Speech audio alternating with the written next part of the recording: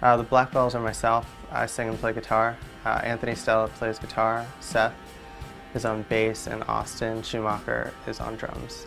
The band, we got together about a year and a half ago. We were all in other bands and we're friends. We wound up just realizing through hanging out that rather than being in all these other bands, we were spending all our time together jamming, writing, and it kind of just formed organically like that.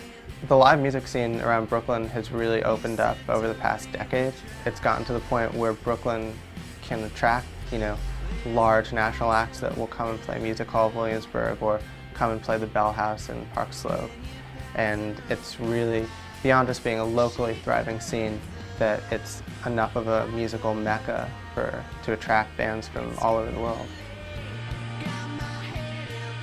Our sound it's steeped in rock and roll. Like, we all grew up listening to rock and roll, and that's kind of like, if you think of rock and roll as a language, a musical language, then that's like the language that we speak. But what we've been trying to do, and I think what we're doing is, not necessarily just regurgitating that in here's another rock song, and just allowing the music of today and allowing what Brooklyn has become today to kind of influence the sound.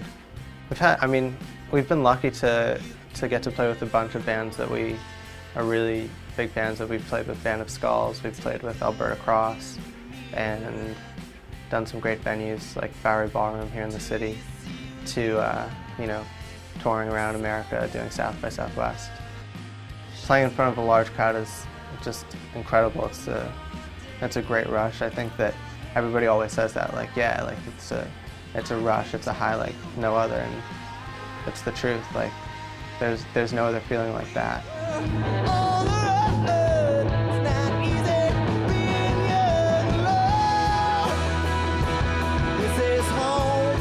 As far as growing up in New York City and having the city as a canvas, a musical canvas and a landscape, it's a blessing, because there are so many musicians and there's so much going on, and there's always something to go and see or something to go and do. And it's just, even if you're not necessarily like inspired by any particular scene, there's just so much happening in New York City that you can't help but like have it rub off on you.